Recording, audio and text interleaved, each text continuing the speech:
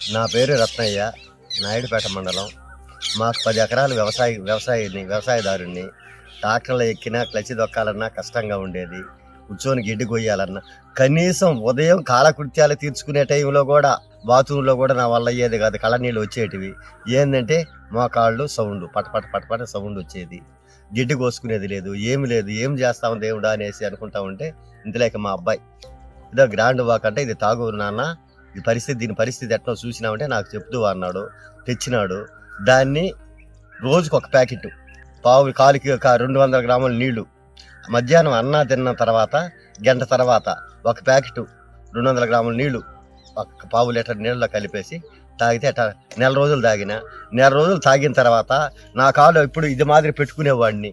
ఇప్పుడు వద్దాసం వేసుకుంటుండా, ఉదయాన్నే నేను చేయాల్సిన పనులు చేసుకుంటుండా, పాలు తీసుకుంటుండా, బరికాడ కూర్చొని పాలు తీస్తుండా, గిడ్డి కాస్తుండా, నా కాళ్ళు ఏ విధంగా వాడాలనో నేను ఆ విధంగా వాడుతుండా. నా వయసు 65 సంవత్సరాలు. 65 సంవత్సరాలకి ఆ గ్రాండ్ వాక్ తాగిన దానివల్ల నేను ఆరోగ్యంగా బాగా ఉన్నాను.